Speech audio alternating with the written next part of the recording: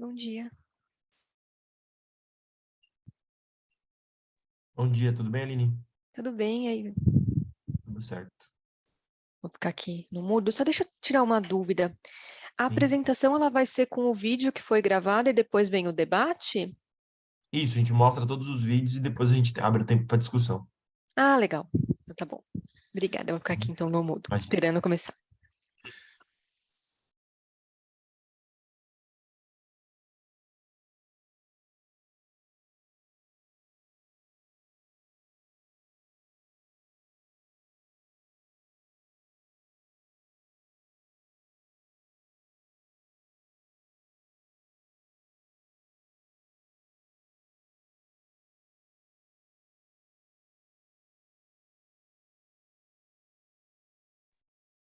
Bom dia a todos.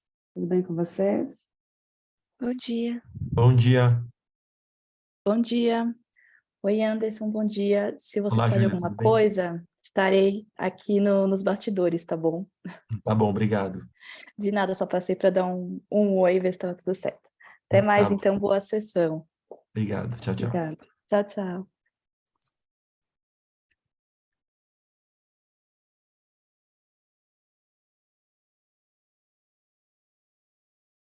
Bom dia, professora Helena, tudo bem? Eu sou debatedor aqui dessa sessão. Ai, que bom, Anderson. Eu estava até entrando aqui de novo no SEMEAD para ver o nome de quem era o debatedor. Tudo bem com você? Tudo certo com você? Joia. Agora que eu vi também, entrando na minha agenda, eu fui colocada em duas salas para ser moderadora, no mesmo horário. Sério? Então eu vou mandar um e-mail para a professora Erlane falando que eu estou em outra sala. Sim. Deixa eu só avisá-la aqui, só um segundinho. Mas tem lá na outra, por isso que eu entrei nessa, porque na outra tem dois moderadores. Ah, Inclusive, a entendi. outra, eu conheço, a Georgiana, já até mandei para ela uma mensagem. Ah, entendi. Assim, Irlane, bom dia.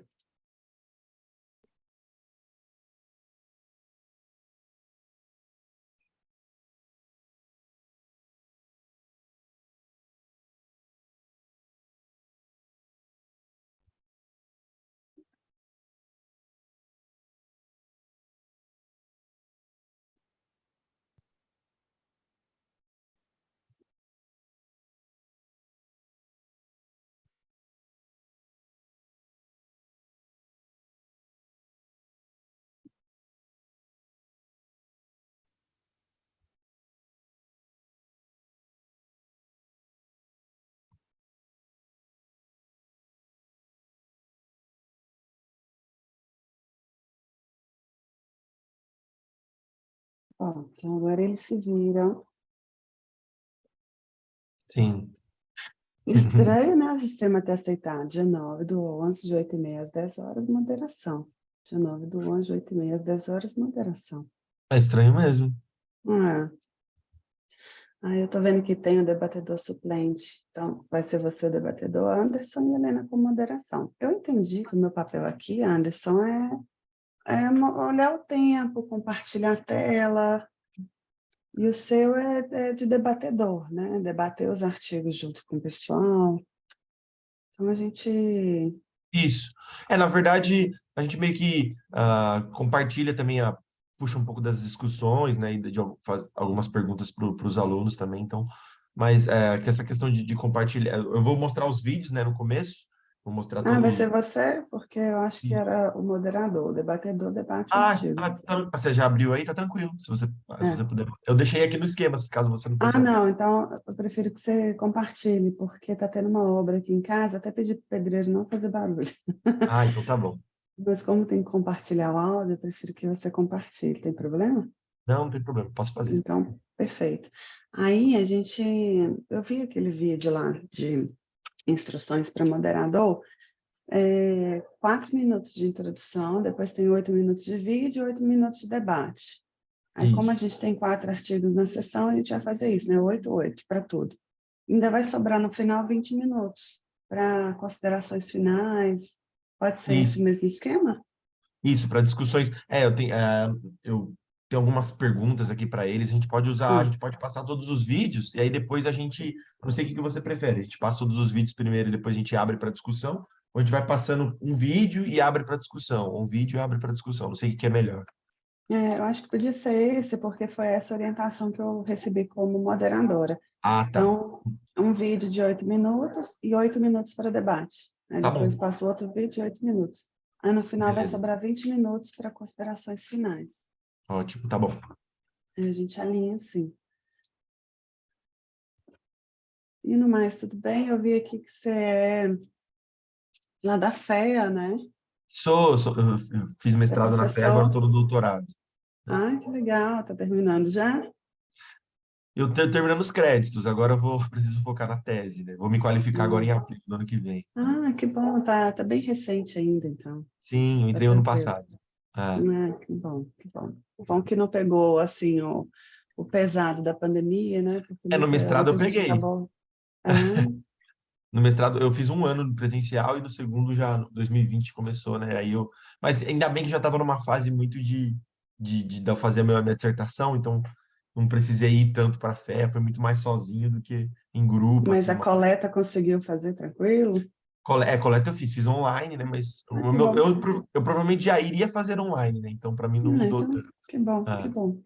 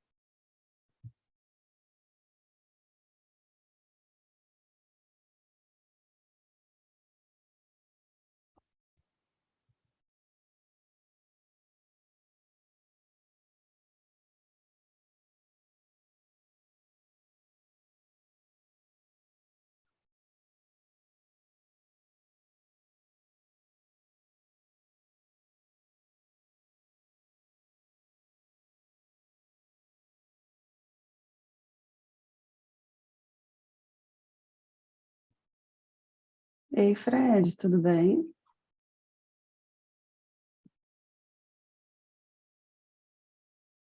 Fred, se você estiver falando, a gente não está te ouvindo.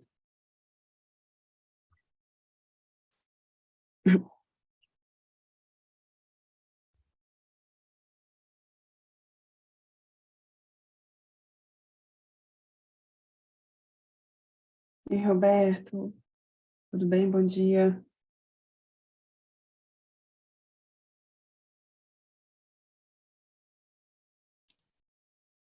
Bom dia, pessoal. Vocês estão me ouvindo? Bom bom dia, sim, dia. Tudo bom? tudo bem. Fred é meu vizinho. Só que a gente não se encontra já tem uns 4 anos, né? Ai, pois é. Isso porque a gente mora a menos de 1 quilômetro, né? Uhum. Como é que você está? Oh, eu? Tô ótimo. Tô bem, graças a Deus, animado. Roberto, você perguntou aqui quem está como debatedor, é o Anderson, ele está até com o nome aqui como debatedor. Vou alterar o meu para moderador. Só que, deixa eu ver como que altera aqui. Você põe Achei. participantes? É isso. Moderador, vou colocar igual o seu. Semelhante. Pronto.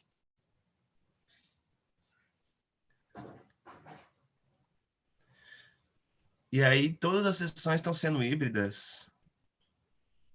Na verdade, essa não é híbrida, essa aqui é só online mesmo. Ah, sim, entendi.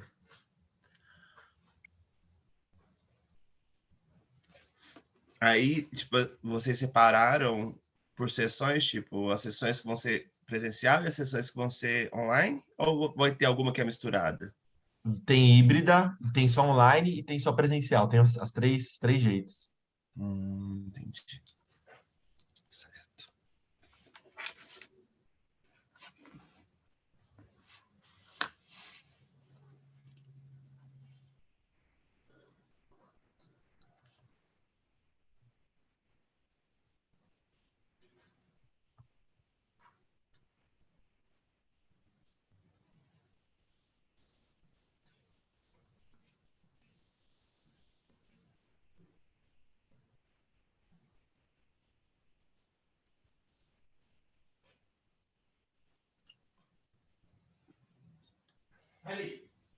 Vai pra lá.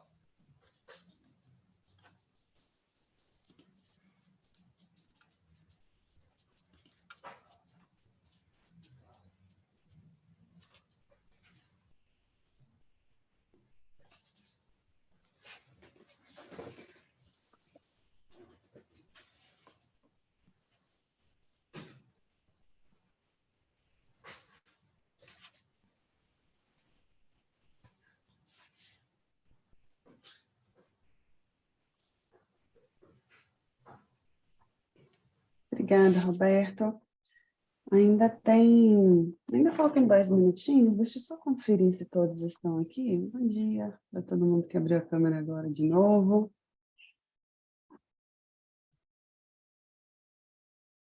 Olha só, nós temos 4 artigos para essa sessão, tem uma que é o discurso de ódio. Olha só, não tem aqui o nome dos participantes. Você Eu acho que é tem, da Anderson? Marília. Tem. É o meu. Discurso de ódio da Marília, que já está aí, né? O Ótimo. Fred é o do Metaprática de Ser Fã. A Cor da Limpeza é da Aline, que também está aqui. E Uhum. Compreendendo a Percepção, não tem o nome aqui, é o do Murilo, né? Isso. Estão Ah, que todos bom, aqui. que bom, porque quando eu clico no PDF do artigo, aparece do jeito que ele foi submetido. É, eu Beleza. vi no Então, vídeo, aqui no vídeo tem o nome. ótimo. Uhum. Então, acho que a gente pode esperar um minutinho, vai que tem audiência, né? O pessoal Isso, quer participar. Então, um minutinho e a gente começa. tá bom.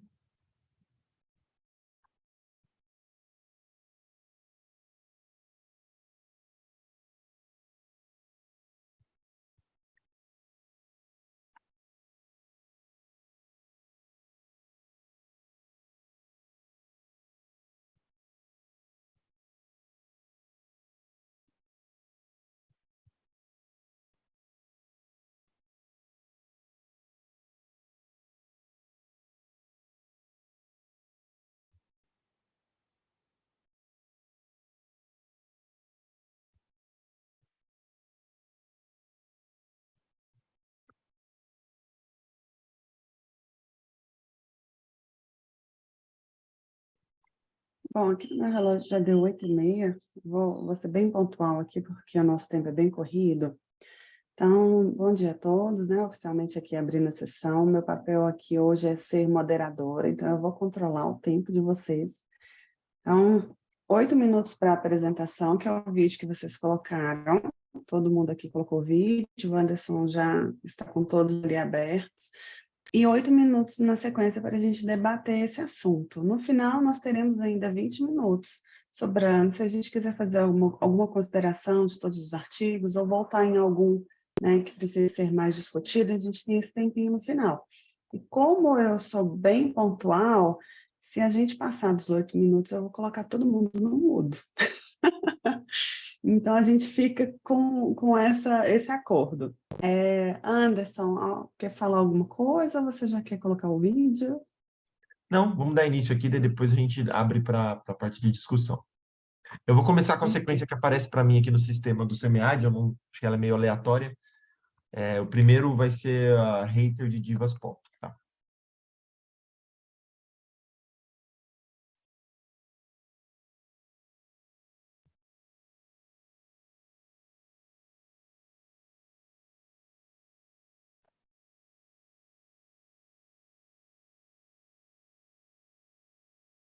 Trabalho que tem como título Discurso de ódio às divas.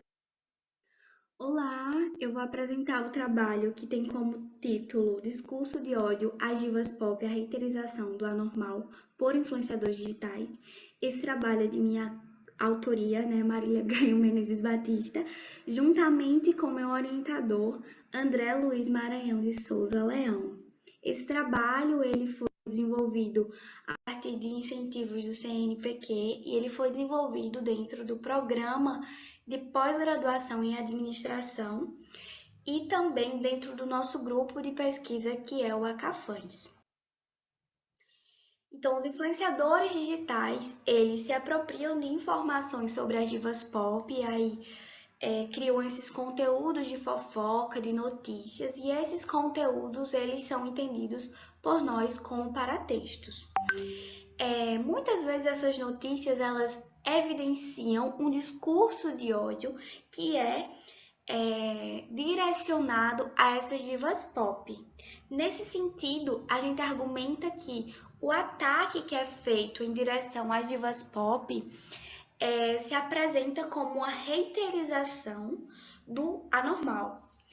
E para isso a gente se apropria na ideia de poder disciplinar de Foucault, que diz que existem padrões de comportamentos institucionalizados como normais, e na medida em que a gente se afasta desses padrões, a gente se torna, então, anormais, né?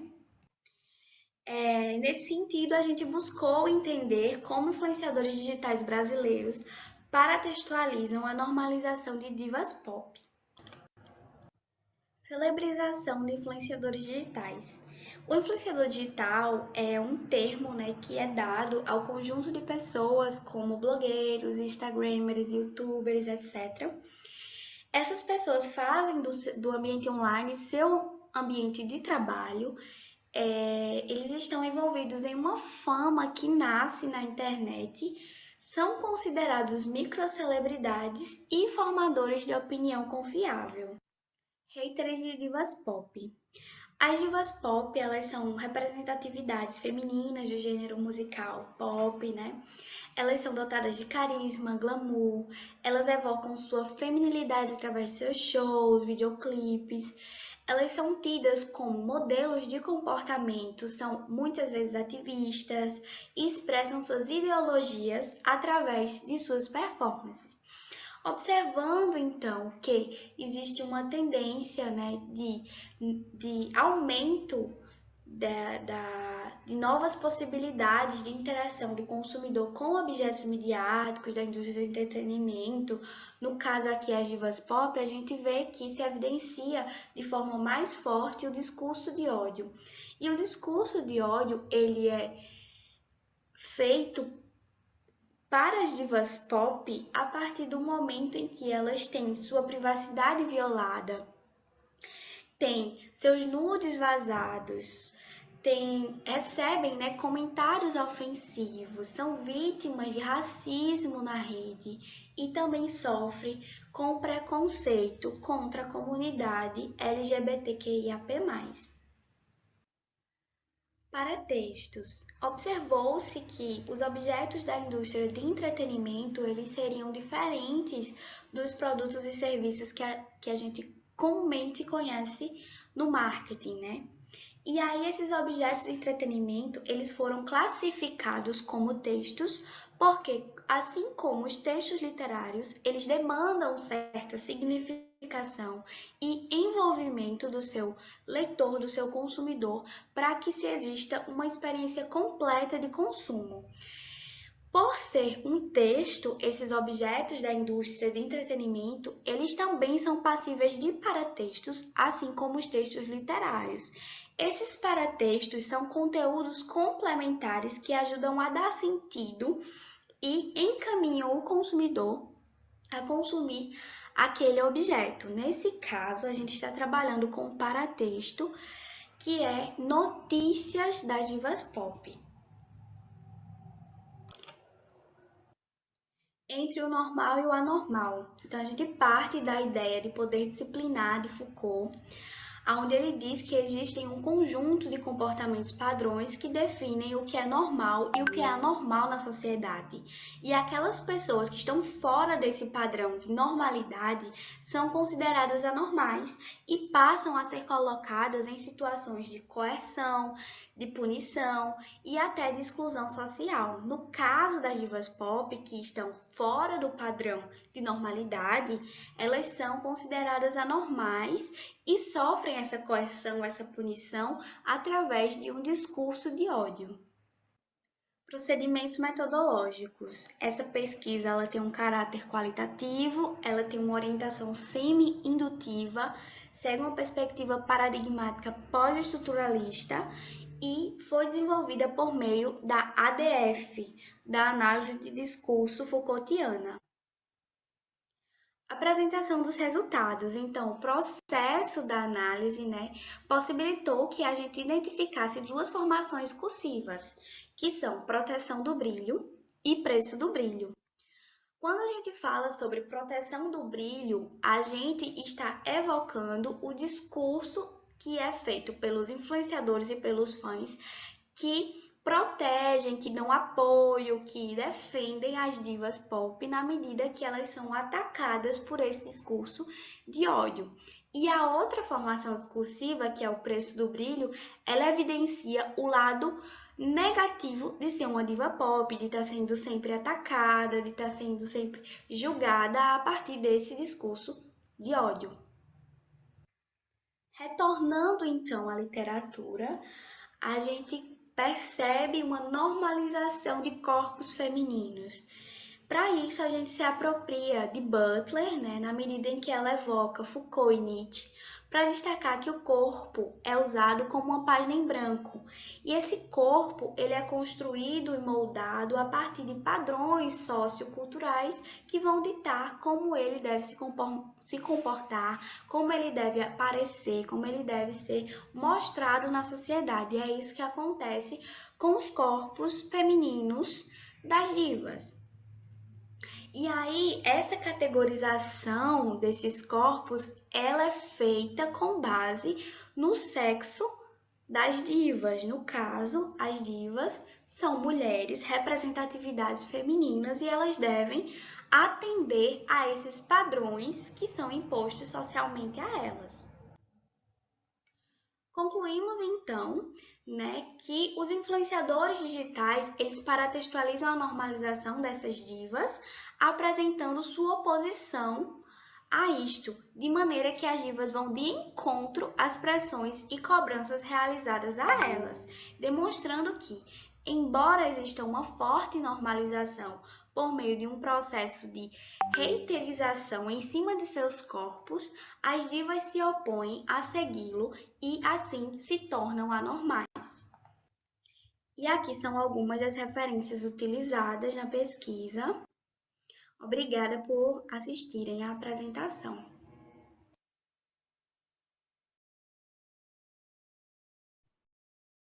Obrigada pelo vídeo, Anderson. Parabéns também pela apresentação.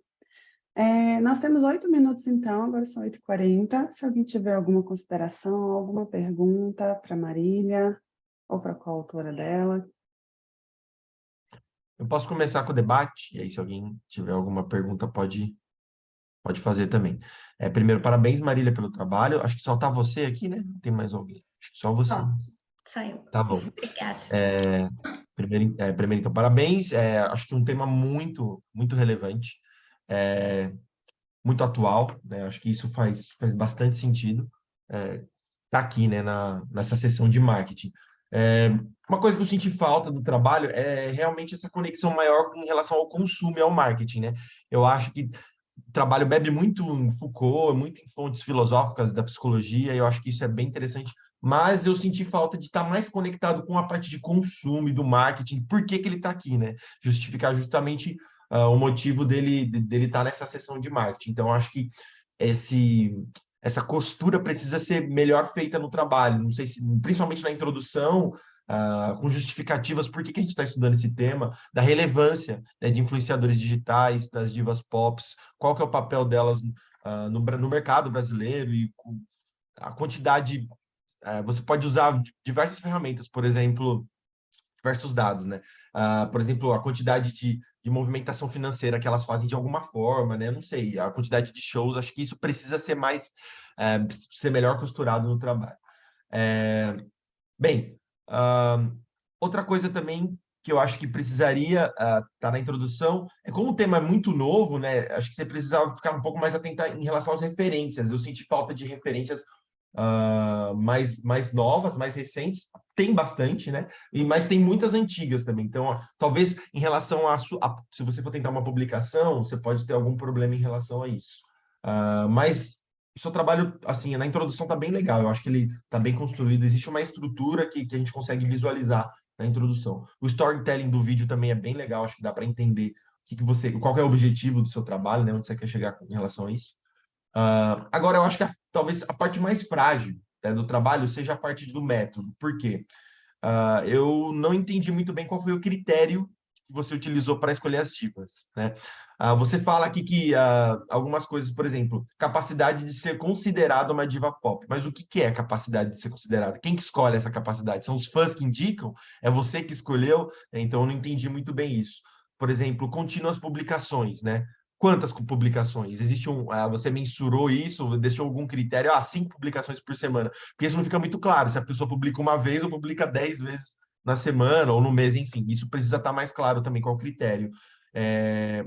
Quais assuntos sociais são abordados nas performances? Porque você fala, assuntos sociais são abordados nas performances, né? Mas quais assuntos, né? E como você teve acesso às performances? Você viu os vídeos na internet? Você foi até essas performances? Isso precisa estar claro também. E como se dá o engajamento político, né? Para qual lado é o engajamento político? O engajamento, a gente está falando de engajamento que é mais social, é mais de campanha, enfim. Também tem que estar claro isso. E aspectos principais da desglamorização. Aqui você fala um pouco, né? Que, por exemplo, elas postam fotos sem make, algumas coisas assim que ajudam a gente a entender esses aspectos da desglamorização. Mas é importante isso tá mais claro, tá? Esses critérios, porque fica parecendo que senão a gente pode escolher qualquer artista famoso e a gente tá tudo certo, a gente coloca lá. Então esses critérios têm que estar muito, muito claros assim para quem tá lendo, né? E para ficar mais robusto o trabalho, mais forte mesmo, né? Aqui na página, deixa eu ver qual página aqui é. Aqui na página que tem o modelo, né, da figura 1, posso até compartilhar rapidinho aqui a tela. Se você olhar aqui, você fala FE1, FE2, FE3, FE4. Eu fui ler a legenda e eu acho que está errado. E aqui aparece F01, F02, F03, o resto está certo. E aí, a hora de olhar, eu fiquei na dúvida. Falei, será que se trata disso? Eu acho que se trata disso, né? Você fala FE1, FE2 e aqui está F01, F02. Então, acho que isso aqui também precisa ajustar, tá? O que mais?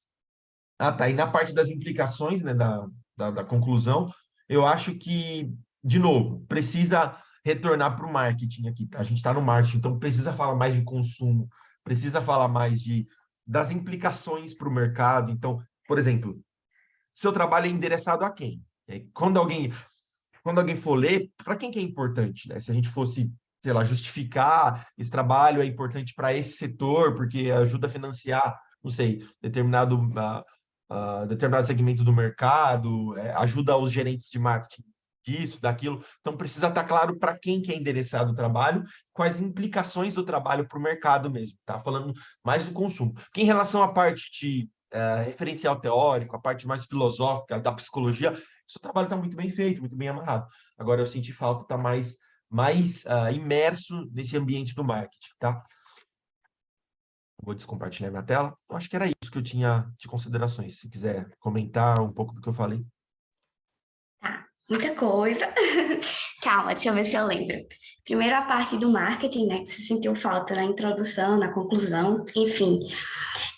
O marketing não aparece tão dessa forma funcionalista, talvez, com usualidade para alguém, algum ator no final, porque a perspectiva que a gente adotou no trabalho é a perspectiva CCT, então ele vê mais o marketing a partir do comportamento de consumo e o envolvimento da mídia ali que traz ressignificados sobre esses aspectos de consumo e foca mais na construção, no entendimento do consumidor que é ativo, né? Que age como enquanto agência, que age enquanto agência, parece redundante, mas não é.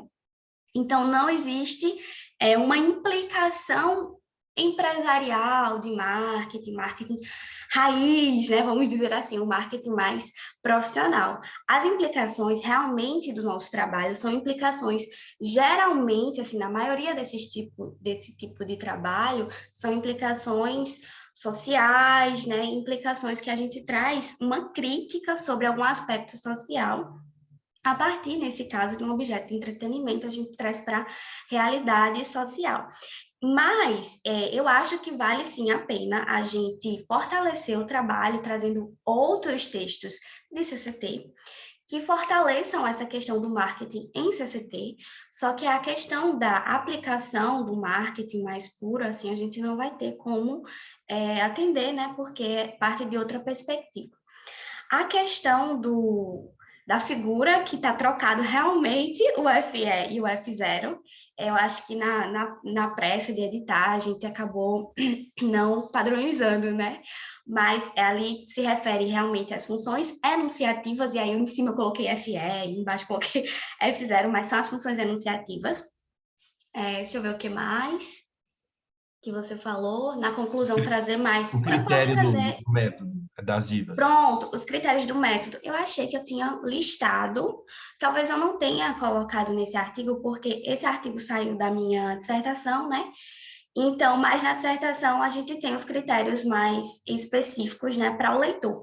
Talvez não, né? Acredito que é importante que eu traga esses critérios agora para os artigos de forma mais específica, porque a gente teve, sim, critérios. Alguns deles eu observei na minha prática, porque quando a gente está fazendo pesquisa de objetos de entretenimento, né, existe uma coisa chamada, e até outros tipos de objetos, existe uma coisa chamada de pesquisa EMIC, né, que a gente precisa estar imerso, em contato com o objeto. Então, eu tenho um certo tato em mapear essas divas e tal, e saber já, porque eu já consumo há muito tempo, acompanho há muito tempo. Então, eu sou uma pesquisadora EMIC desse objeto. Marília, desculpa te interromper, a gente já Não tem passou muito problema. do tempo, só para a gente dar oportunidade para os outros também. Aí a gente volta nesse ponto da discussão, tá? Que eu concordo com o Anderson, inclusive uma das críticas que eu ia fazer ao artigo é que tem que ter essa sistemática, né? O fato de você conseguir, ótimo, mas tem que ter uma sistemática até para outros autores também conseguirem te citar, conseguirem replicar seu estudo. Mas a gente volta para essa discussão, anotei aqui. Anderson, você poderia compartilhar o vídeo do artigo 2, por favor? Compartilhar. Estou fazendo o papel da chata, né, gente? Enfim, sim, sinto muito.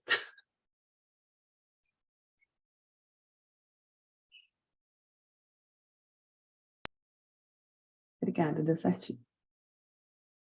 Sou doutorando em administração na FMG. Olá, gente. Meu nome é Federico, sou doutorando em administração na FMG. Minha orientadora é a professora Juliana. Esse trabalho é proveniente da minha tese, é a teoria que eu vou utilizar na minha tese. E a gente vai falar sobre desenvolver manutenção e consolidação da identidade CFAM, utilizando uma perspectiva da teoria da prática, ok? As teorias que eu vou utilizar aqui, então, né, é sobre... Tá normal? Tá aparecendo alguma coisa aqui na frente? Tipo, do meu travado aqui? Tá, mas agora tá ok. Ah, tá bom. Tava aparecendo, mas agora normalizou. Identitários. O objetivo é entender a construção da identidade CFAM por meio de práticas particulares e públicas de adoração. No meu texto tá particulares e sociais, né? Mas aí, como feedback, falaram que era para mudar para públicas, e realmente eu acho que faz mais sentido.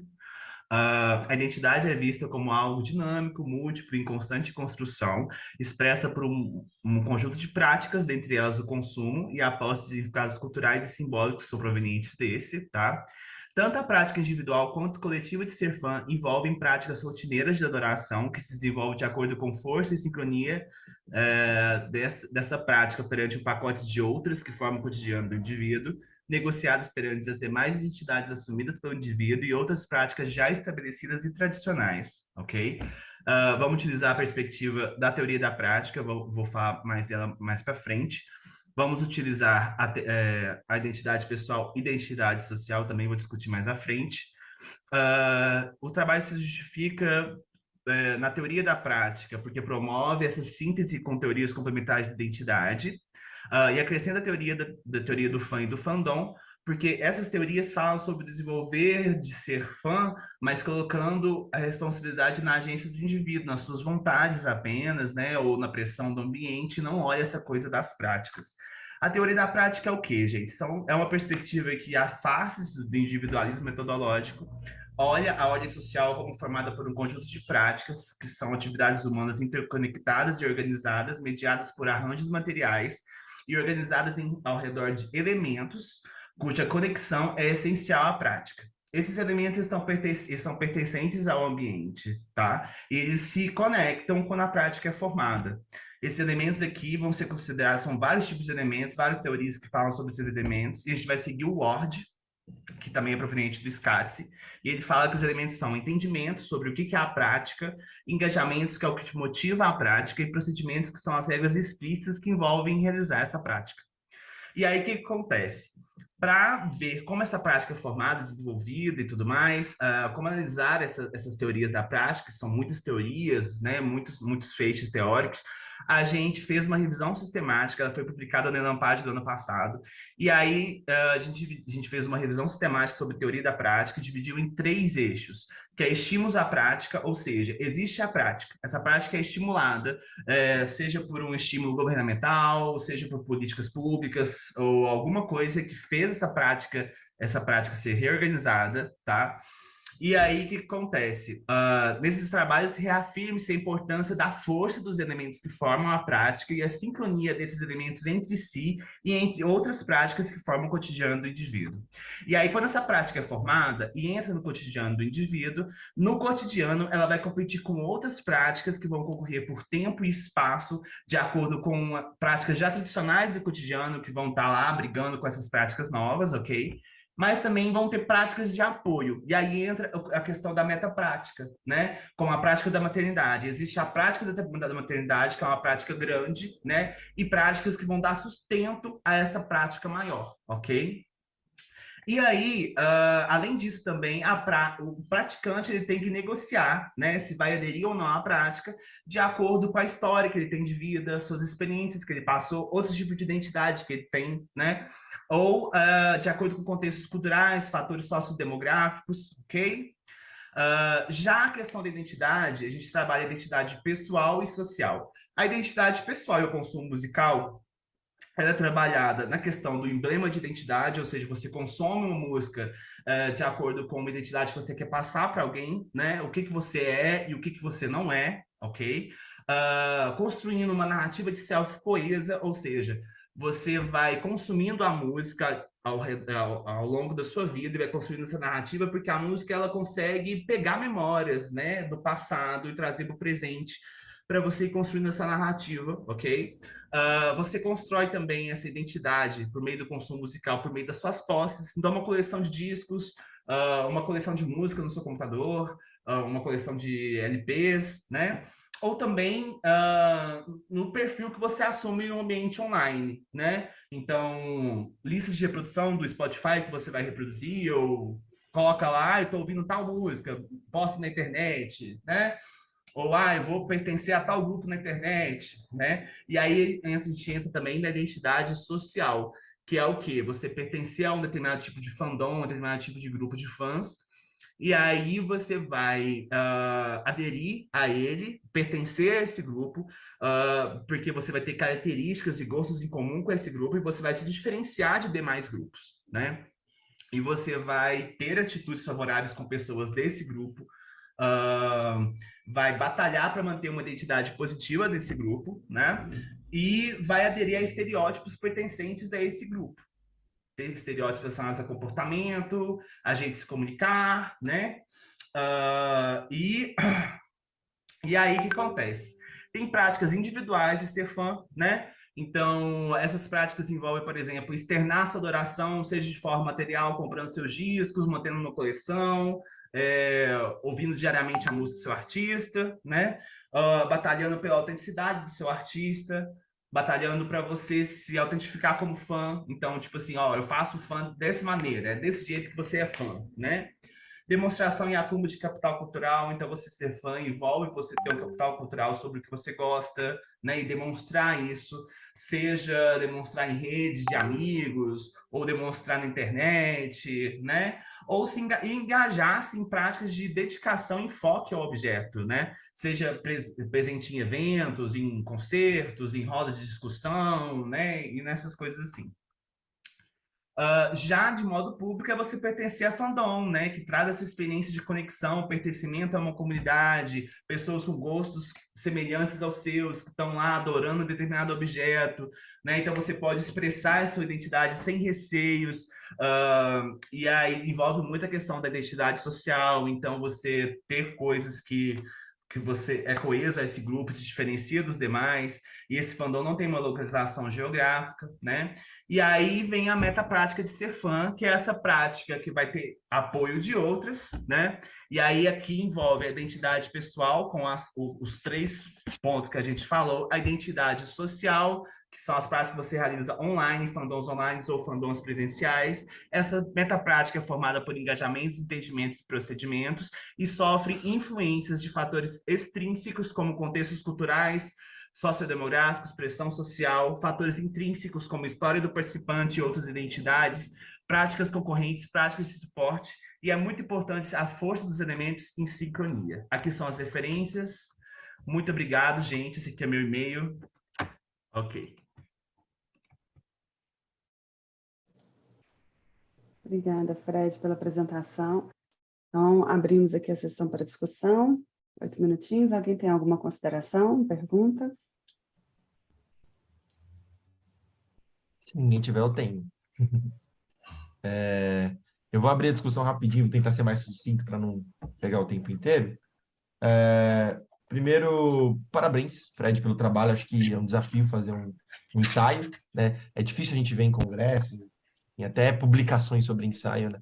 Mas eles são bem relevantes, né? Principalmente para a gente conseguir deixar toda a teoria, né? E tudo que a gente tem sobre um determinado assunto e a construção de uma nova teoria em um mesmo local. Acho que, para mim, foi bem legal ler o artigo. Eu estudo fã também, mas mais uma perspectiva do esporte, né? Então, eu estudo fãs no esporte e, enfim, consumidores de esporte de uma forma geral.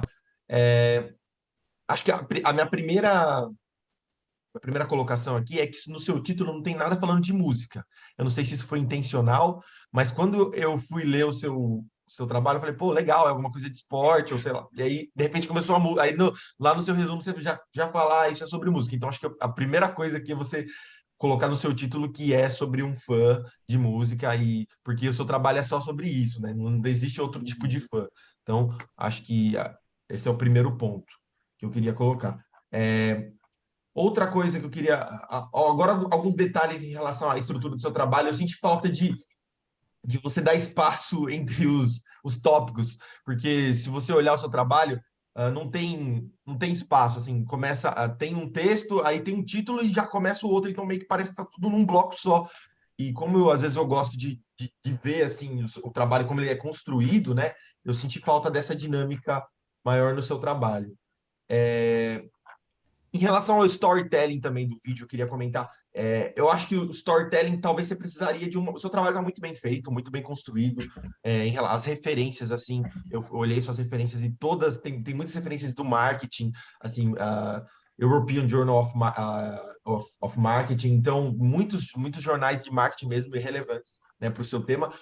Só que isso precisa estar melhor elencado no seu storytelling. Se você for apresentar, sei lá, em outro congresso ou for dizer para alguém sobre o seu trabalho, como se trata de um ensaio, eu acho que você precisa criar mais engajamento para quem está assistindo, né? Eu vou até dar um exemplo. Quando eu estava escutando o seu trabalho, a minha esposa estava do lado e ela não tem nada a ver com marketing, ela é musicista e tal.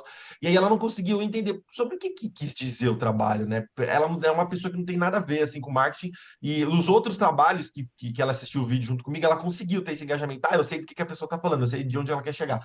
Então, acho que como se trata de um ensaio, é até mais difícil a gente conseguir fazer isso, né? Criar esse engajamento para o nosso leitor, para quem está assistindo a gente. Mas como o seu trabalho está muito bem construído, acho que a, a estrutura dele está muito bem feita, eu acho que o que você poderia fazer melhor é isso, criar esse engajamento, não só no storytelling, mas talvez no texto, em alguns momentos, no resumo aqui. Ele existe, tá?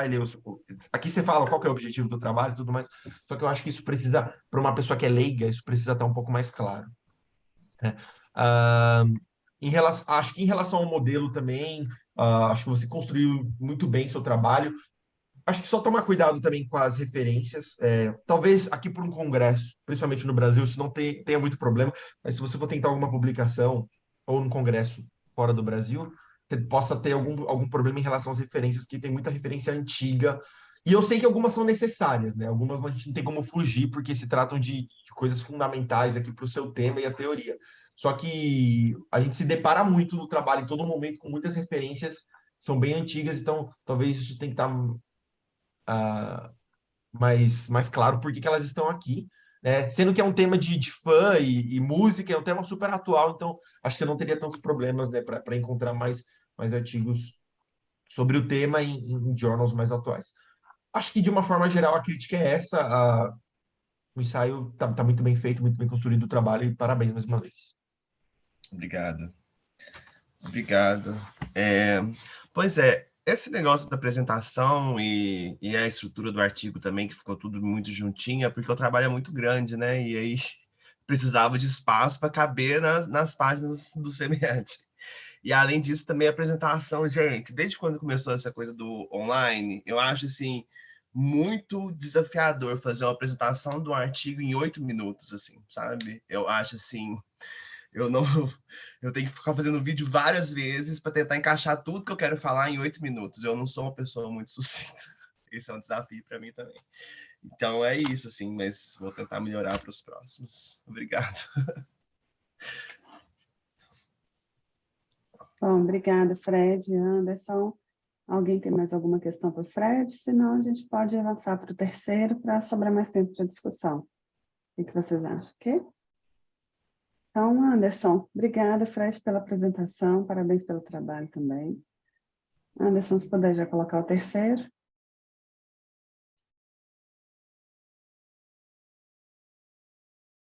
Meu nome é Aline e hoje eu vou falar da cor da limpeza, as cores dos produtos saneantes no Brasil. Esse estudo foi desenvolvido por mim, uma apresentação de monografia, e orientado e revisado pela professora Liliana e também pelo professor Miguel. Então, a introdução, da onde surgiu esse trabalho, esse estudo, vem da competitividade no segmento de limpeza. Então, acredito que todos já tenham oportunidade de comprar um produto de limpeza, um saneante no mercado, e viu aquela gôndola com um monte de produto ali. Então, foi feito um estudo de como o consumidor escolhe esses produtos, né? Com base nos preços, são produtos que têm preços muito baixos, é uma competitividade muito grande. E como, então, com as estratégias competitivas, as empresas podem começar a se diferenciar nesse mercado. E um dado bastante interessante é que a escolha da gôndola, de acordo com o comportamento do consumidor e neuromarketing, né, ela é feita de uma maneira muito visual e cerca de 1/3 dos produtos não são nem notados. Então, um produto ele pode ter um apelo muito interessante, ele pode ter uma fragrância muito especial, mas se o consumidor não gosta daquela cor, ou não entende a relação, ou se é uma cor muito apagada, o consumidor ele não vê. Ele vai escolher o produto, o preço que ele gosta de acordo com aquilo que ele está vendo, aquilo que ele está notando. Então, se esses produtos não são notados, como eles podem passar a se destacar na gôndola? E aqui é exatamente onde entra a importância da cor, que é conhecida como a vendedora silenciosa. Então, é ela que vai captar esse consumidor para que ele possa olhar o preço, se ele gosta do cheiro, se ele gosta de algum apelo ali. Mas ele primeiro tem que ver esse produto e gostar do que ele vê. E também nesse estudo foi analisado o que é a cor, então todas as definições físicas e também culturais do que é a cor. né? Então, a cor ela é uma sensação e ela pode inclusive mudar dependendo de diferentes culturas. Então, por exemplo, a cor branca ela pode ser considerada como pureza, como suavidade em uma cultura, mas ela pode ser considerada como uma cor de luto em outra região. Né? Então, com base nisso, também foram diferenciadas até as regiões do Brasil para entender se existia essa diferença aqui no ambiente brasileiro, não só, né, em todos os países. Foi um estudo conduzido no Brasil, exclusivamente, com todo esse estudo da cor, o significado das cores e como elas se correlacionam com os produtos daqui. Foram conduzidas as pesquisas bibliográficas, então também sobre comunicação, anatomia. Quando a gente fala de cor, é muito importante entender como o olho, como o cérebro recebe essa cor, e a questão cultural e psicodinâmica também. Para a escolha das categorias e para a pesquisa de campo, foram utilizados os dados da Associação de Limpeza, Associação Brasileira de Limpeza, que é a BIPLA. Então, considerando essas categorias grifadas aqui e algumas delas sendo quebradas em outras. Então, por exemplo, detergente lava-roupas, quebrado em líquido e pó, que existem essas duas variantes. A água sanitária, também separada água sanitária e alvejante, porque existem diferenças regulatórias entre elas na nossa Agência de Vigilância Sanitária. Os amaciantes, então eles têm entre concentrado e regular também, mas aqui todos juntos. Detergente lava-louças, ele contempla dentro dessa mesma categoria o manual, aquele que a gente usa esponjinha, e o de máquina, que é pouco comum no Brasil, mas existe e foi encontrado na pesquisa. Os desinfetantes e os multiusos, que eles foram quebrados também em multiuso e desengordurante. Então, detergente, água sanitária, alvejante e multiuso foram as categorias que a gente diferenciou, porque podiam ter algumas diferenças, sim, entre as cores ali. Então, de acordo com a definição desses produtos abordados, essas categorias abordadas, também foram definidas as informações que seriam coletadas. Então, existia uma planilha ali para preenchimento, tanto para pesquisa presencial, então foi feita uma pesquisa em ponto de vendas, e uma pesquisa com dados online, então em sites de grandes fabricantes e supermercados, e também com plataformas que possibilitam ver produtos por categoria. Então, todos esses dados eles foram coletados com informações padrão, para que elas pudessem ser tratadas e organizadas para que fossem gerados todos os estudos das quantificações. E tendo esses dados organizados e tratados, a relação de cada cor com cada categoria. Então, tínhamos aqui também algumas informações que elas não foram usadas, como, por exemplo, fragrância, mas que elas podem ajudar em algumas outras análises, além da fotinha do produto também, onde ele foi encontrado, e o tipo de embalagem, e se era um produto, se a embalagem era transparente ou opaca. Porque quando a embalagem é transparente, foi considerada a cor do líquido ali, né, do produto em si, que era o que chamava mais atenção, e quando a embalagem era opaca, ou seja, não dava para ver o que tinha dentro, sem abrir a embalagem, foi utilizada a cor predominante da embalagem. Okay? Então, aqui, por exemplo, nós temos dois exemplos, né? O primeiro era transparente, a gente conseguia ver que o líquido era azul, e o segundo, a embalagem era predominantemente amarela, não era possível ver a cor dentro do produto. E então, depois do tratamento dos dados, foi correlacionado o significado com cada cor em cada categoria, sempre das 3 cores mais presentes. Então, foi feita a análise pela região do Brasil. Sabemos que existem diferenças culturais globais, mesmo aqui regionais, mas dentro do Brasil não foram notadas diferenças em cores, então cores que predominavam muito mais em uma região do que da outra, foi algo bastante homogêneo. Falando de Brasil, foi um estudo feito somente no Brasil. E as cores mais presentes por categorias, aqui eu trago um exemplo, mas para cada categoria citada anteriormente foi feito esse estudo também com significados.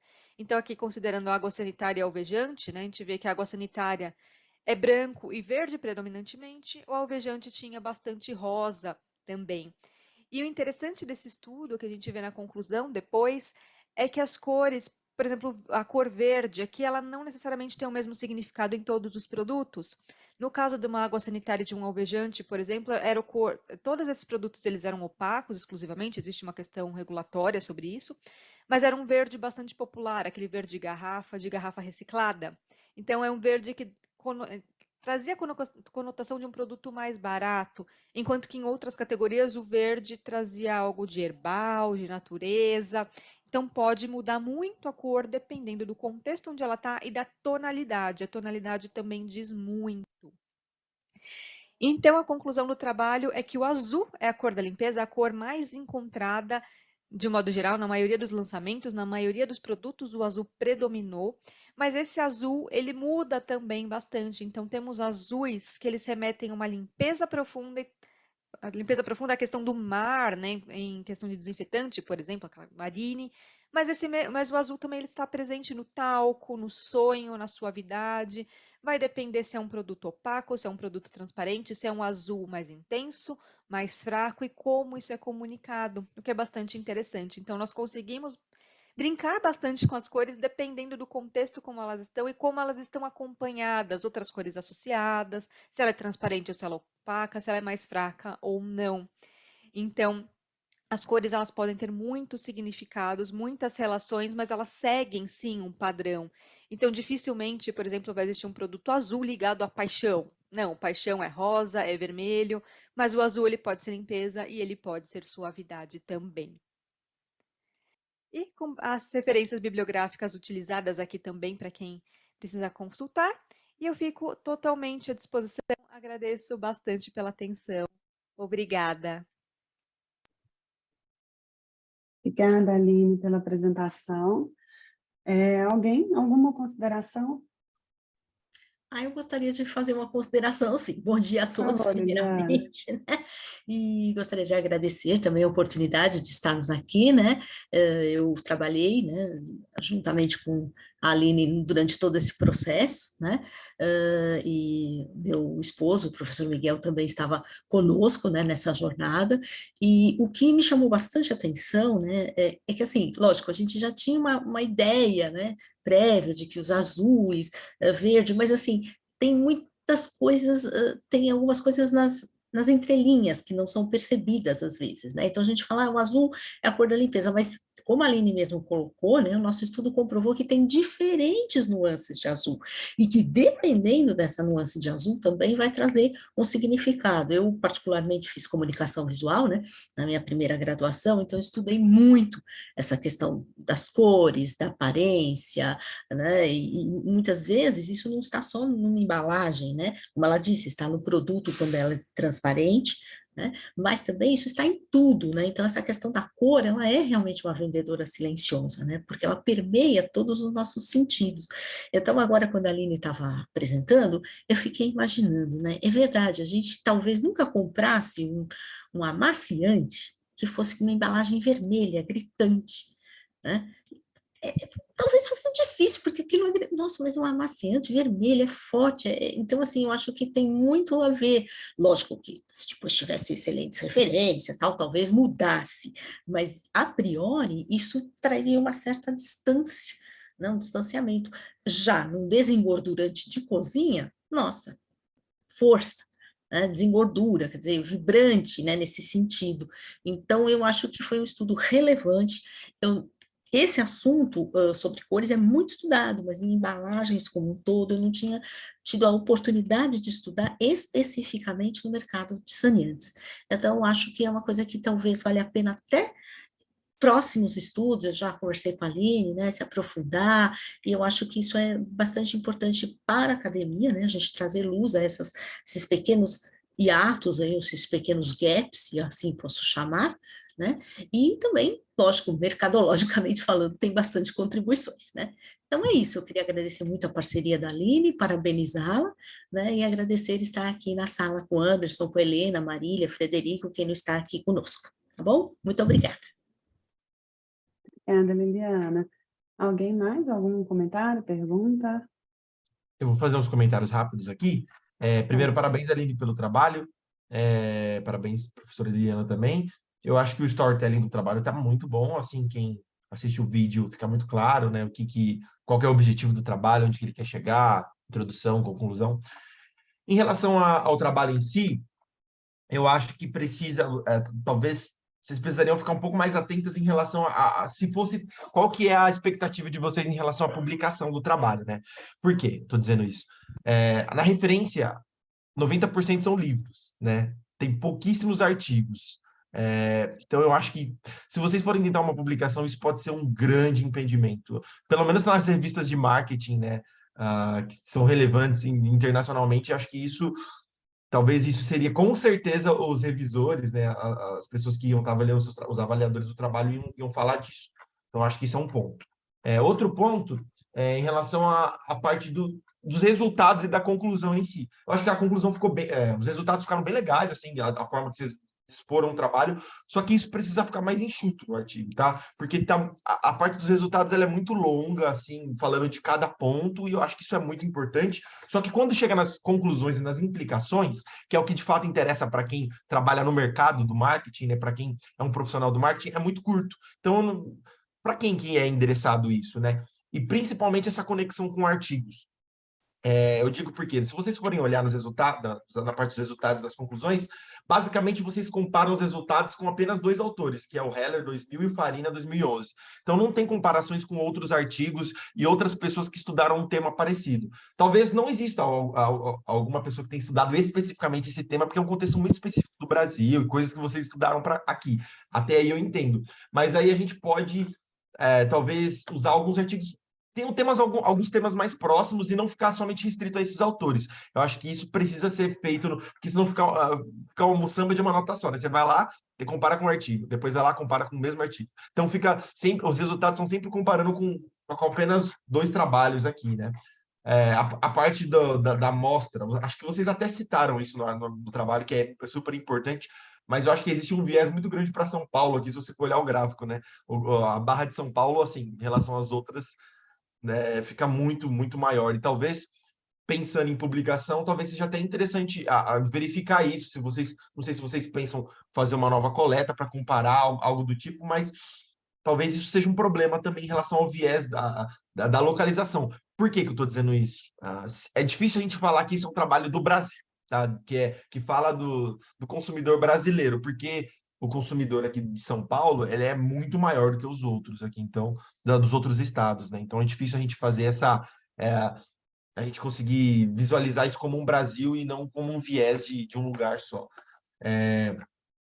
Eu acho que em relação ao que eu tinha para falar era mais isso, é claro, tem muita coisa, muito detalhe, muita coisa específica, mas eu acho que se conseguir ajustar essas coisas, inserir mais artigo, mais coisas atuais, conseguir fazer essa conexão com esses artigos, né? Talvez verificar essa questão do viés em relação aos estados, acho que pode dar uma boa publicação, sim, é um tema super relevante, interessante. Talvez ali não sei se vocês já viram o International Journal of Consumer Research, que é o JCR, Journal of Consumer Research, acho que é o JCR, né? Sim, sim, ele é bom, muito bom. Isso, é um dos melhores jornais de marketing. Claro, a publicação dele é muito difícil. Quem consegue publicação lá, assim, acho que é quase um prêmio, né? Mas eu acho que o tema é muito conectado, tá? E talvez vocês possam beber um pouco da fonte dos artigos que estão nesse journal e dar um up aqui em algumas coisas. Eu acho que isso ficaria bem legal. E eu verificar principalmente a parte de implicações gerenciais, tá? Que é a parte dos resultados. Com um parágrafo só, muito, muito pouco, né? Então, eu acho que o artigo ele pode contribuir para muita coisa. Então, talvez se vocês pudessem verificar essas conclusões em relação às implicações gerenciais para o marketing, né? E conectar isso mais com o mercado, né? E sair um pouco mais da teoria, acho que também poderia ajudar o trabalho a melhorar. Então, é isso que eu queria falar. Parabéns, Aline, parabéns, Liliana, mais uma vez. Obrigada, Anderson. Obrigada, Liliana, também por todo o acompanhamento, por estar aqui, todos vocês assistindo. E muito obrigada, Anderson. Anotei aqui, tomei nota de todos os pontos, são bastante ricos mesmo. Acho que a gente consegue ir trabalhando cada vez mais esse tema, procurar também mais. Foi bem difícil encontrar referências para saneantes, praticamente não tem, assim, não encontramos. É algo muito específico, né? O nicho do nicho, falar de cor em saneantes, especificamente para mim é importante porque é a área que eu trabalho, então eu trabalho com corantes para saneantes, então é algo que eu gosto bastante, é algo bem específico da minha área química, mas que a gente pode, de fato, trazer, aterrissar ele para o mercado, né? Bem importante mesmo. Muito obrigada.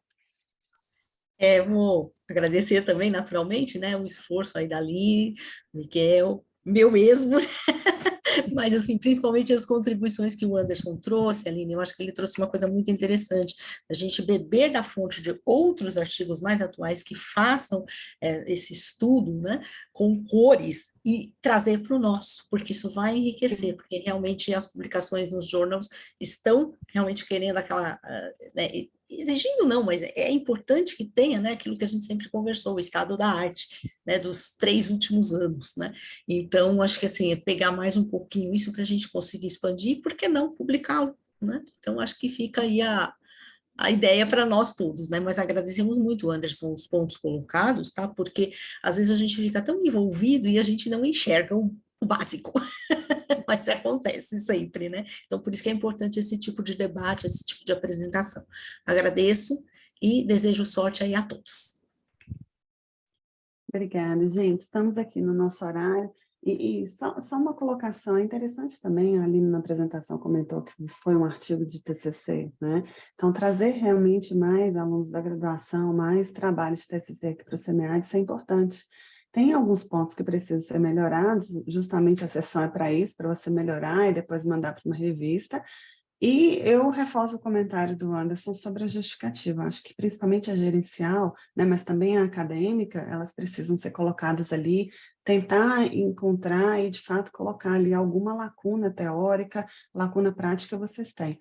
Mas tentar evidenciar melhor essa lacuna teórica e a grande contribuição do seu estudo mesmo, tá bom? Então, parabéns aí. Bom, vamos para o último trabalho então, Anderson, por favor? Que é do Maurílio, né? Isso, vou colocar aqui. Do Murilo, né? Maurílio, isso.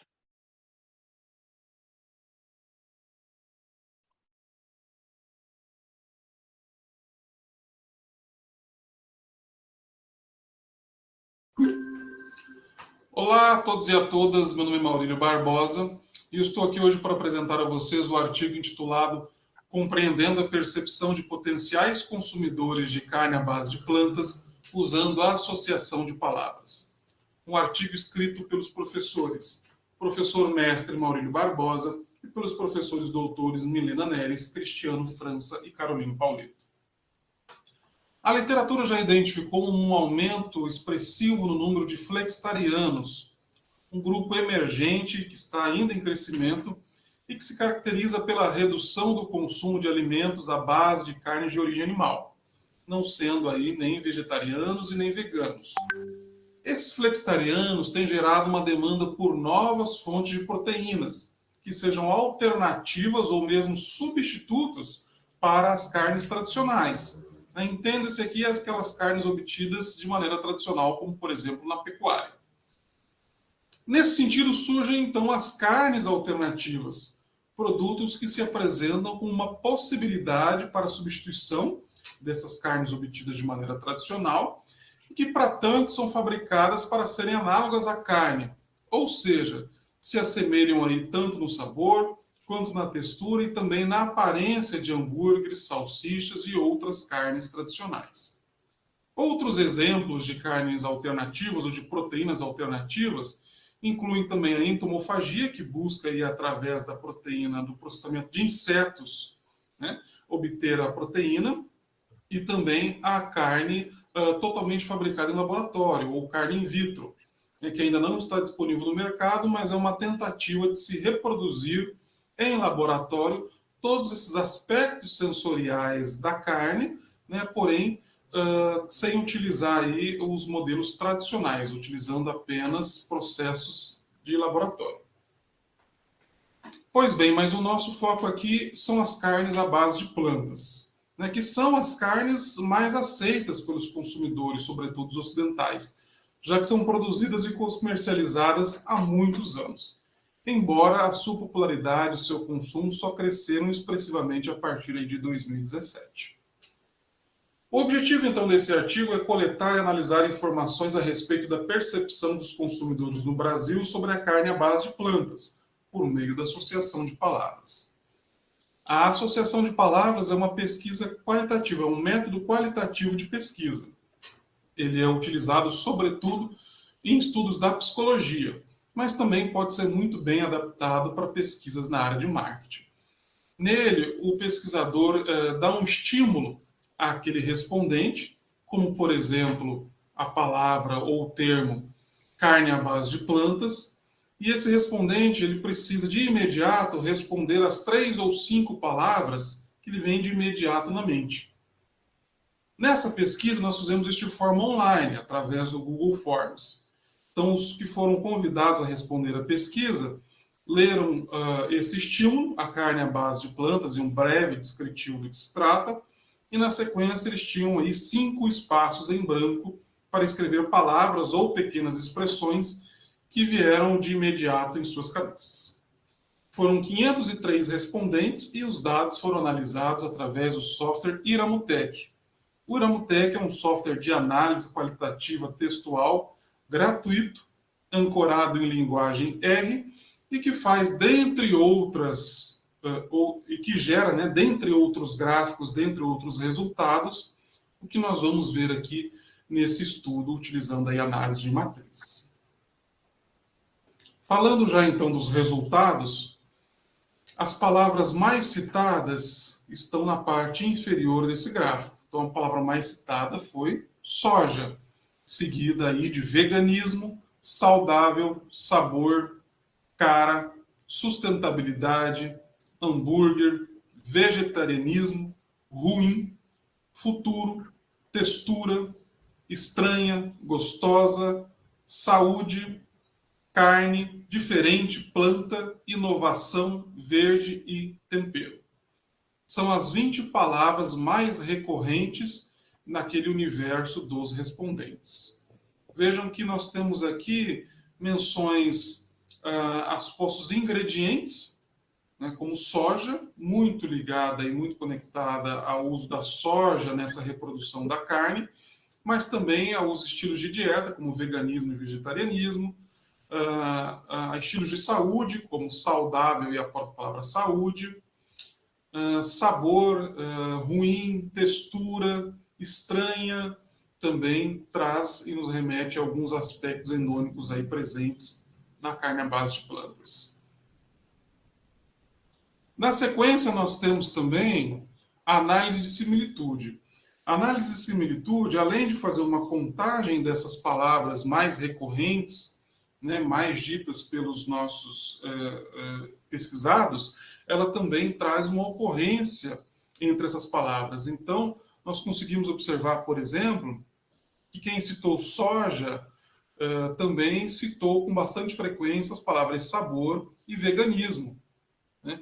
Quem citou, por exemplo, o termo falsa também citou em 3 ocorrências a palavra artificial, né?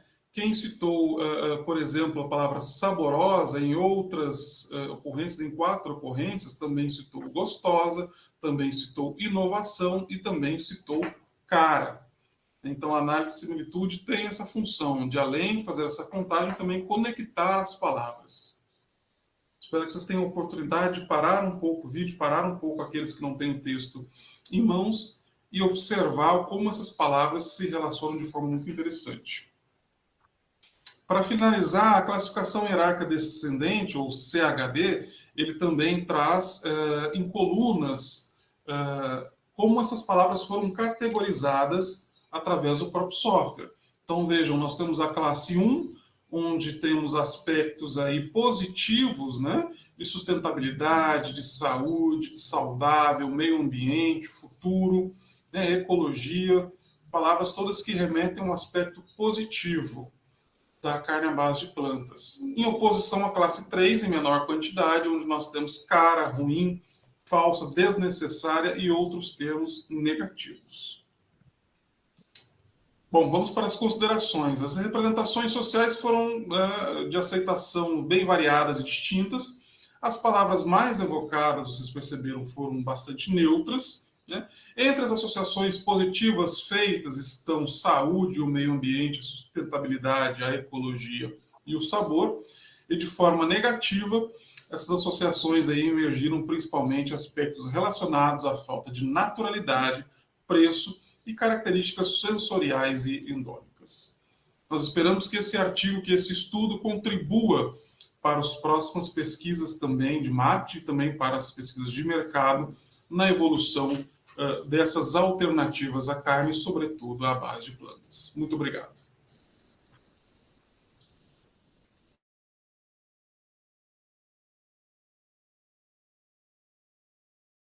Obrigada pela apresentação. Alguém tem alguma consideração? Anderson, eu sei que você tem perguntas. Sim, sempre, né? Primeiro, parabéns, Maurílio, pelo trabalho. Parabéns aos outros autores. Eu acho que parece ter sido um trabalho que deu muito... de fato, vocês trabalharam muito, assim, foi algo bem exaustivo. E fazer... eu não sou um pesquisador quali, né? Mas fazer pesquisa quali é um desafio muito grande. Então, eu não me atrevo ainda a explorar esse campo justamente porque é muito difícil fazer um trabalho robusto, um trabalho de qualidade, né? Quando é um trabalho qualitativo. Então, parabéns. E esse trabalho tem, assim, eu consigo visualizar a estrutura dele muito clara, assim, introdução, conclusão, aonde vocês querem chegar, o objetivo do trabalho, o método também está muito bem descrito aqui. Acho que em relação a isso, vocês conseguiram atingir o objetivo. Na introdução, eu acho que eu disse bastante isso, né, aqui ao longo do dia, mas acho que o seu trabalho, ele consegue atingir alguns critérios, por exemplo, se eu for olhar aqui a sua introdução, muitos artigos de 2020, 2021, assim, acho que isso é muito importante para a publicação, primeiro ponto. Depois são as justificativas, né, em relação ao seu estudo.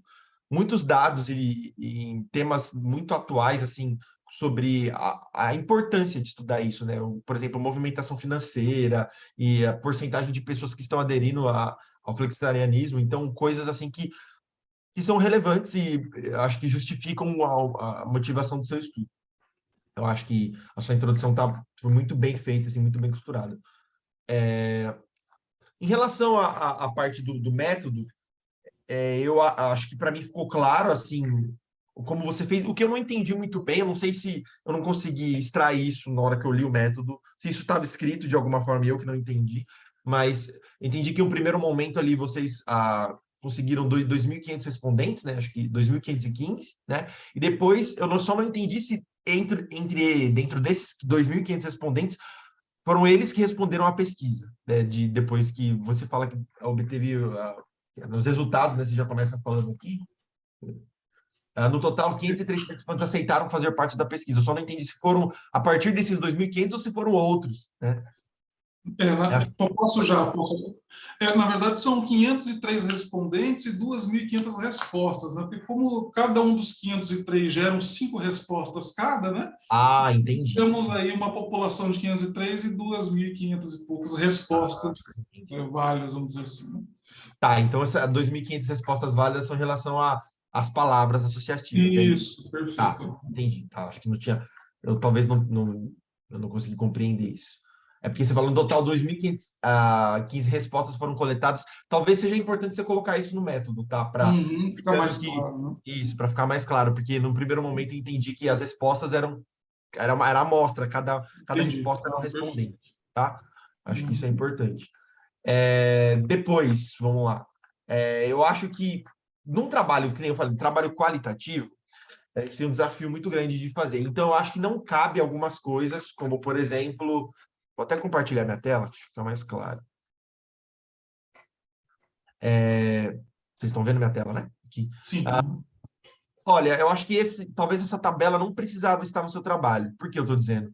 Cara, se eu olho as suas porcentagens, 5% é muito significante, né, de um trabalho. Então, se eu olho isso aqui para mim não me diz nada, sim, num trabalho qualitativo. Sei lá, dieta, 5,8%. Tá, mas o que isso quer dizer? É um trabalho qualitativo, né? Agora, diferente dessa nuvem, né? Diferente aqui, eu já consigo visualizar, pô, faz sentido, soja, sabor, veganismo, aqui tá, enfim, tá grande perto dos outros. Então, comparando, eu consigo ter uma noção melhor, ou mesmo essa outra figura aqui, que as palavras são maiores. Então, num trabalho qualitativo, cara, eu acho que esse tipo de tabela, eu acho que ela não cabe. Eu acho que fica difícil a gente conseguir saber se de fato isso faz sentido ou não. 5,8%, 5,7%, o que quer dizer, né, no seu trabalho? Eu acho que isso, para mim, não consegui entender e visualizar muito bem isso, tá? Acho que essa tabela acho que não faz muito sentido aqui. Nas suas discussões, vamos lá, eu acho que, de novo, você conseguiu retornar para o objetivo do trabalho e fazer conexão com o artigo. Eu acho que isso é fundamental, tá? Em relação a implicações do seu trabalho. Então, acho que a todo momento você faz isso, então você coloca lá, por exemplo, uma fonte GFI 2020, reforçando um resultado que deu do seu trabalho. Então, acho que isso é muito importante, principalmente num tema tão atual quanto o seu, tá? Acho que você faz isso muito bem no seu trabalho. Então, acho que isso nem é uma crítica, isso é mais um elogio na parte das suas conclusões aqui. Eu acho que talvez o que eu senti falta, né? Você até coloca aqui como sugestões para um trabalho futuro, etc. Talvez quais são as sugestões de fato, né? E como o seu trabalho ele poderia, né, dar outras oportunidades para outros estudos, né? Quais caminhos, através do seu trabalho, outras pessoas poderiam percorrer, né, para estudar o tema flexitarianismo. Então, acho que isso é fundamental.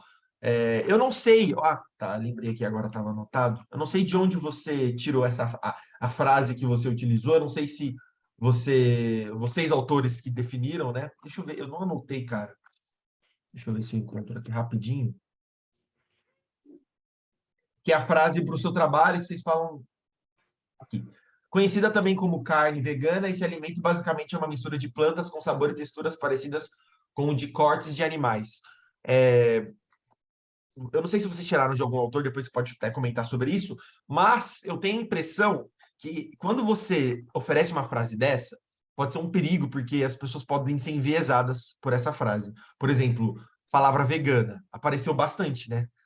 No vídeo de palavras. Então, depois que a pessoa leu essa frase e ela vai escrever ali as palavras de forma espontânea, esse tipo de frase pode deixar a pessoa enviesada, porque ela acabou de ler e vai escrever. Então, eu acho que talvez isso pode ser um ponto, tá? Isso pode ser um ponto que talvez tenha que estar no trabalho que eu já fiz um trabalho bem parecido com o seu também, de uma forma espontânea das pessoas colocarem palavras. Eu tive problemas com isso, porque eu coloquei uma frase e logo em seguida as pessoas digitaram basicamente o que estava na minha frase. E aí e as pessoas falaram, pô, tem que tomar cuidado com isso. Então, eu acho que esse é um ponto, tá?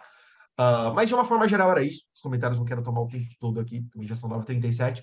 Mais uma vez, parabéns, seu trabalho está muito robusto. Acho que ele está quase pronto para uma publicação. Precisaria de alguns ajustes, assim, publicação em um journal, né, relevante.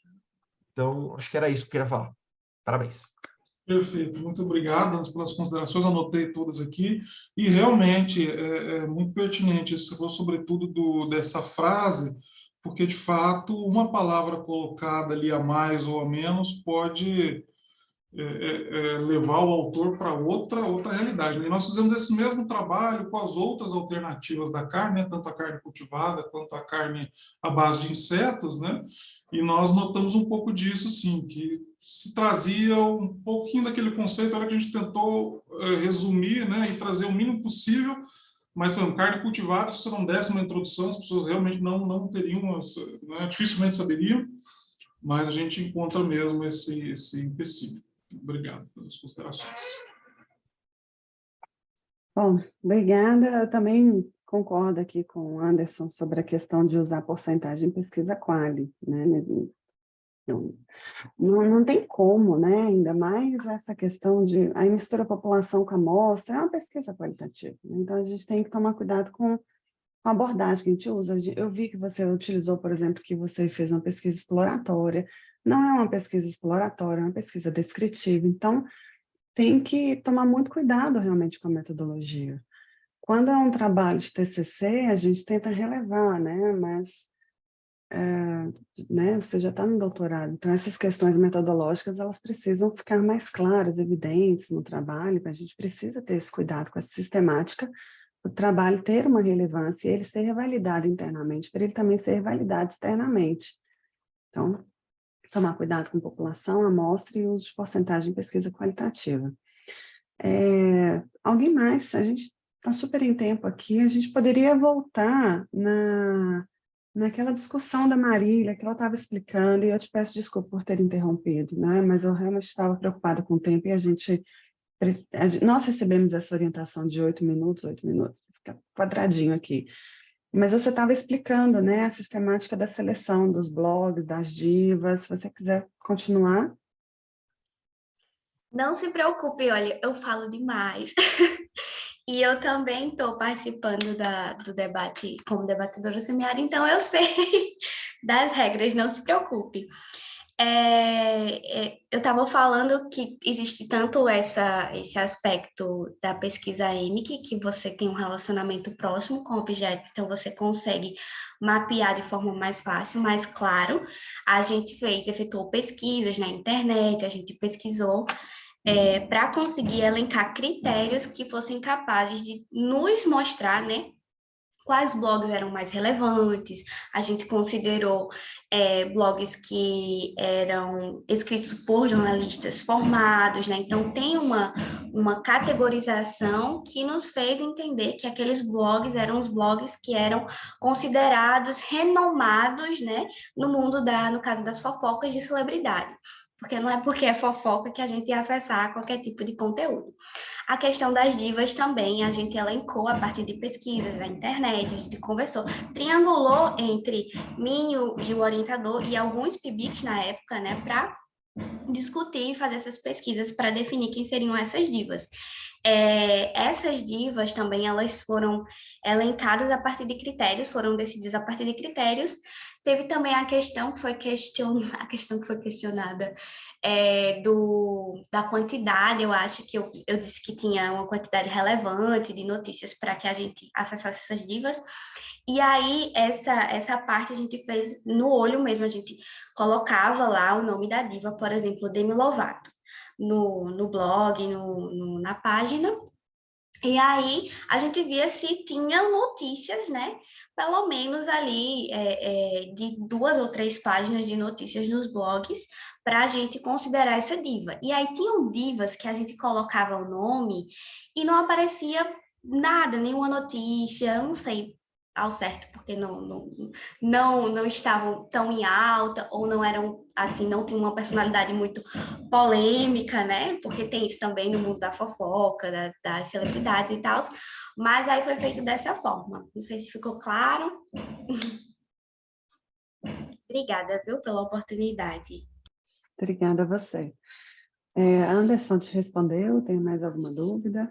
Não, eu acho que eu entendi, Marília. Eu acho que em relação ao seu primeiro comentário, que você falou que isso foi muito baseado num feeling, num conhecimento que você já tem sobre esse mercado de divas, mas assim como a professora Helena disse, isso precisa ficar mais sistematizado no seu trabalho. Porque, por exemplo, quando eu li, eu falei, cara, eu vou ler aqui alguma coisa sobre a Luísa Sonza, certeza que vai ter sobre ela. Ela não estava aqui, né? Eu não sei qual o motivo, porque se eu penso em diva pop, para mim logo vem ela na minha cabeça, né? Então, mas, por exemplo, tava a Anitta, beleza, a Ludmilla, a Pablo Vittar. Agora, eu acho que esses critérios de seleção precisa estar muito claro. Por que você escolheu uma e não escolheu outra, tá? Sendo que talvez, por exemplo, eu for pensar em Luísa Sonza, talvez seja, se você for olhar no Spotify, talvez seja a que mais tem play, né, no Spotify do que todas as outras aí. Pode falar. Tem a questão da época também, né, que foi feita a pesquisa, já foi feita há 2 anos, então Luísa Sonza não estava tão assim e tal. Eu acho que ela se tornou mais essa diva polêmica e tal, depois da separação com o Whindersson, né? E aí, mas ela é, sim, uma considerada diva pop, inclusive ela agora é ativista, né, se diz ativista, então não me cabe julgar, mas tem toda essa questão. Mas aí eu gostei da ideia, porque fica uma oportunidade ou uma ideia, né, para fazer uma pesquisa, assim, de voltar, né, para ver agora como essas divas estão se configurando no Brasil e tal, porque tem gente nova agora, né? É isso, obrigada. Obrigada. É só colocar lá nas considerações finais que houve, né, não sei nem se seria um limite ou uma limitação, porque é a época que você fez a pesquisa mesmo, então acontece. E você coletou dados até 2021, salvo engano, né, então foi um estudo longitudinal, então acontece. Bom, alguém tem mais alguma consideração para fazer, alguma dúvida, algo que ficou pendente? Professor, eu só queria lembrar que antes de alguém falar rapidinho, eu deixei no chat a avaliação da sessão e é bem importante para a gente do SEMEAD que vocês avaliem a sessão, então queria pedir para que vocês tirassem aí 2 minutinhos. Assim, são 2 perguntas e é só Eu já clicar. fiz. Isso, Quando você obrigado, pôs o Lilian. link, já cliquei e já fiz. Isso, é bem rapidinho, se vocês puderem clicar e avaliar, é importante para a gente.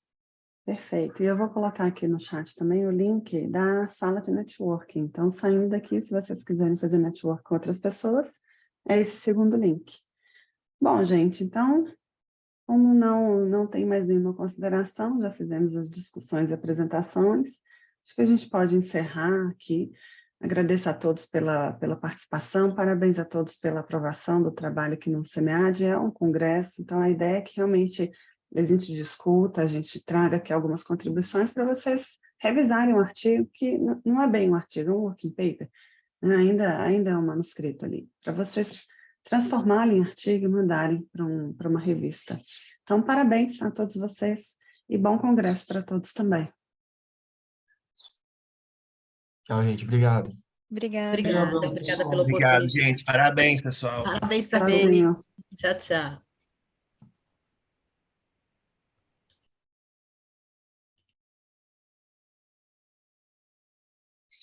Anderson, acabamos, então. Sim.